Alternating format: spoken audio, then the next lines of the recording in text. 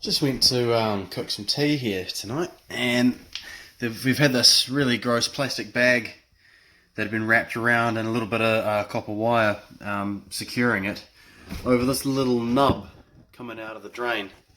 I'm supposing it's a ventilation thing, but if you look right down inside,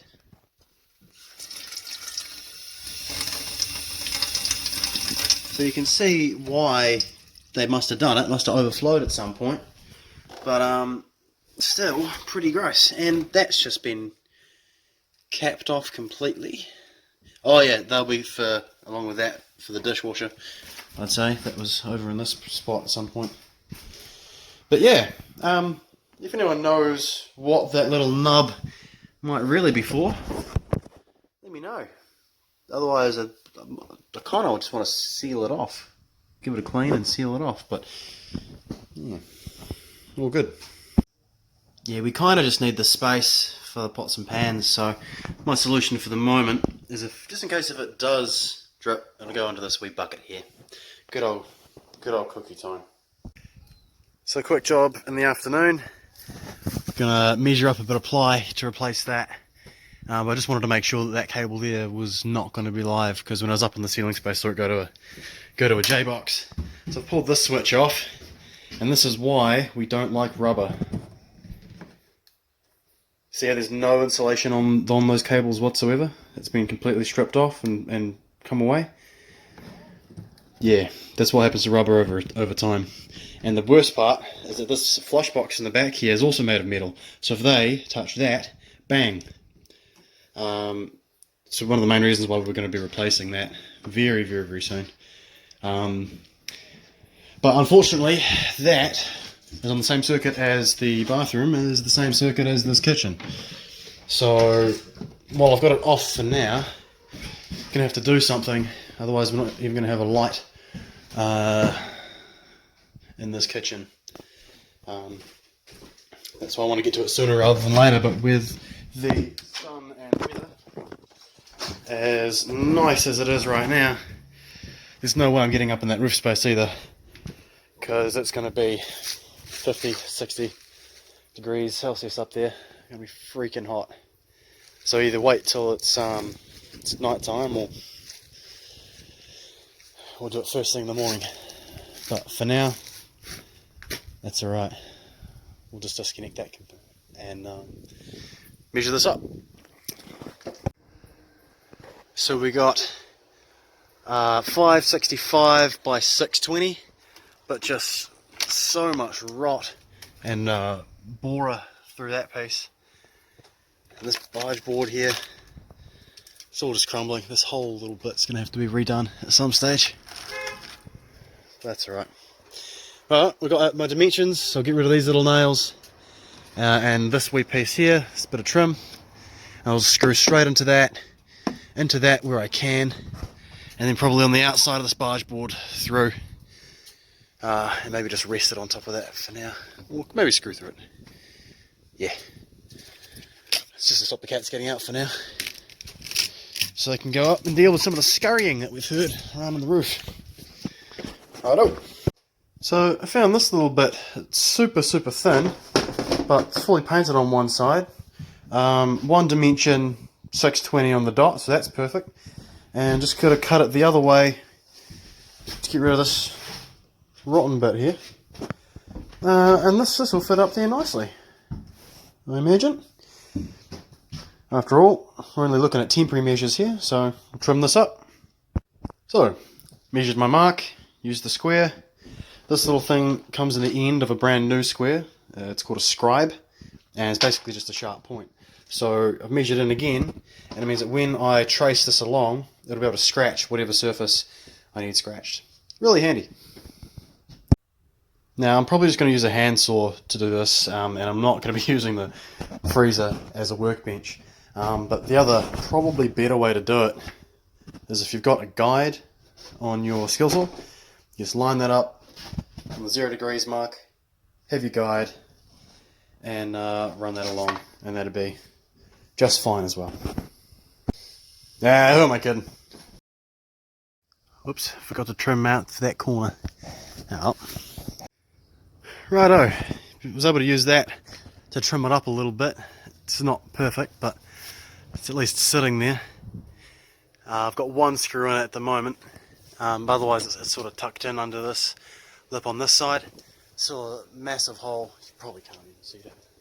Still a giant hole up into the space through here that would do for bugs and stuff, and there's a wee chip out of this corner that's just kind of had to, is how it is, just to get it up and in there.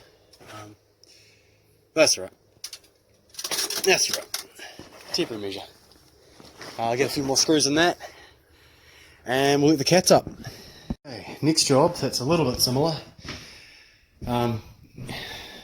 Is this hole up here.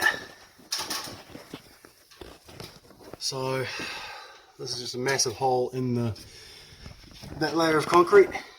You can see down into the wall cavity under there, and that's a bit of plywood that's just sitting on top.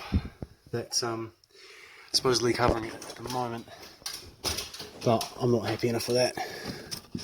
Not when all this is gonna overwinter, be absolutely miserable.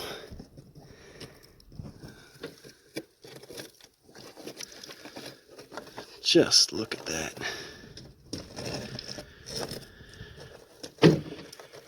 It's fucking horrible. What are we gonna do here? Shit.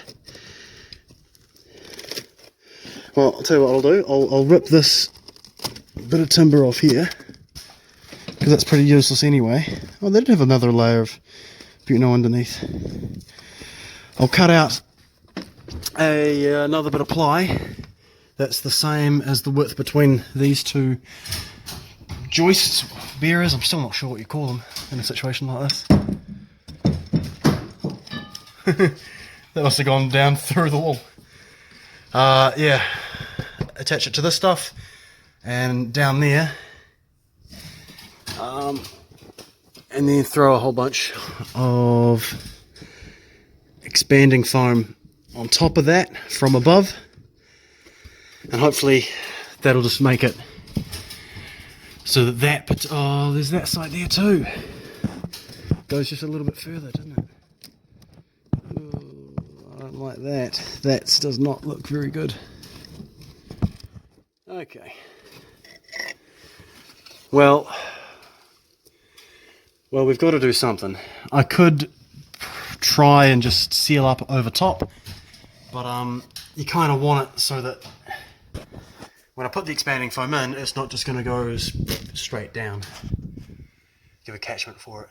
So maybe I do figure out something else for that side, but for now, at least get a bit of ply to fit down that gap. Secure it on both sides, and that gives me a start anyway. Right, so I just need to find a bit of ply. Where might we find some of that? Well, I did get this whole bunch. Maybe there's some in this leftover lumber over here. Ooh. Have a look at this shit. Nah.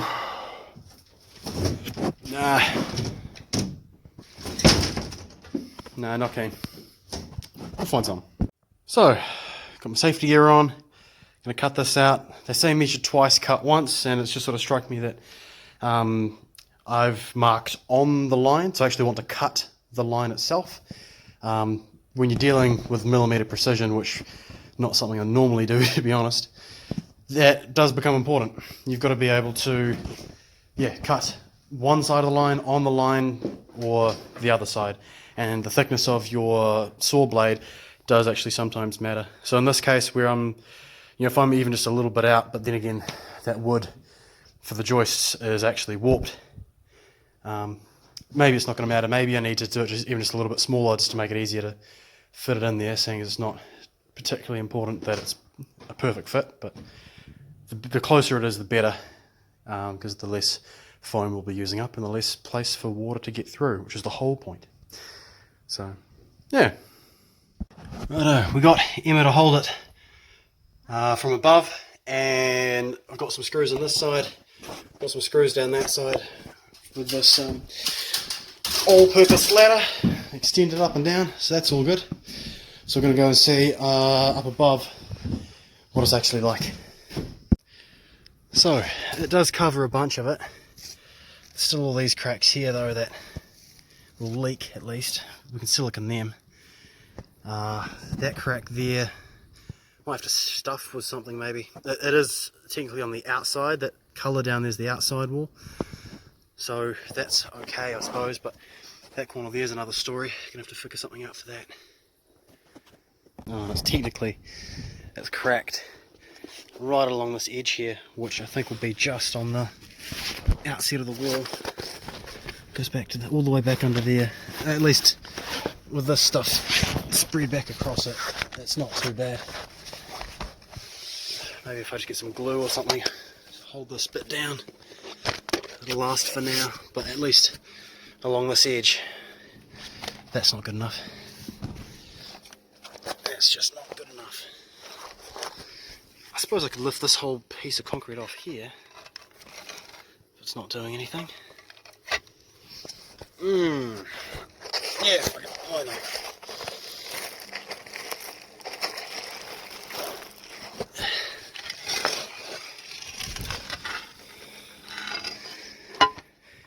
Just gotta be very freaking careful. There's not a lot of structure. Not a lot of structure.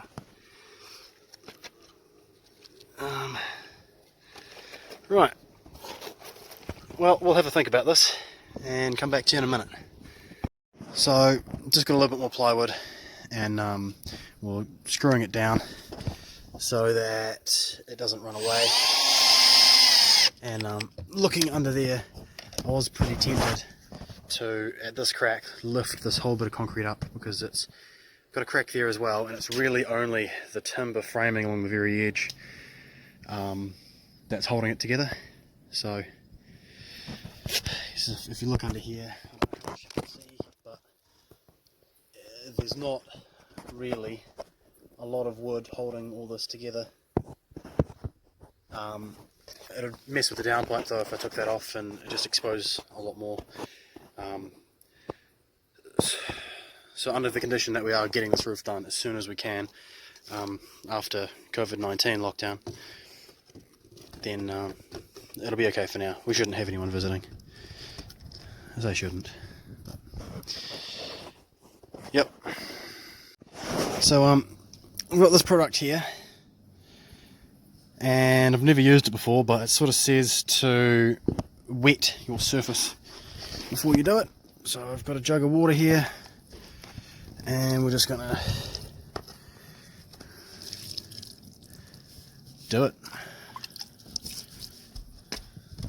Get nice and moist in those cracks. This is treated plywood, but that should be enough for now. And then this is awkward.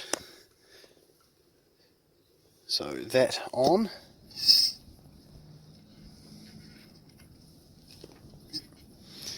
Shake it for 20 minutes, or 20 seconds.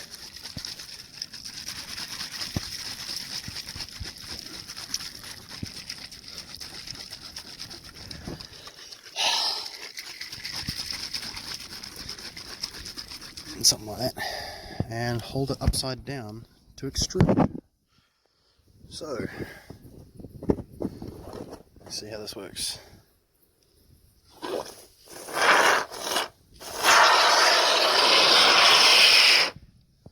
That's fun. And yeah, it's not the prettiest, it's sort of coming out, but it does the job. Can't be bothered setting the ladder up again, handling that. So, pretty good result. But yeah, kind of ran out. Really should have got a second can. But yeah, that should set in about 8 minutes or so. Hopefully it puffs up a little bit more, but I'll just cover it with this bit of plywood for now. And I at least tried to get all the gaps that really actually go down inside the wooden structure below. Just have to make do with what we've done, I suppose. Yeah, didn't last very long. But it's a massive hole. and we did get under some of those cracks. So that's all right, because when I put this bit of plywood down, if it does actually expand like it says in the name, it's it might expand and stick to this thing. So I don't know, see what happens. But at the very least, it is going to be a bit more weatherproof than it was. Righto, that's all for today. We will catch you guys later.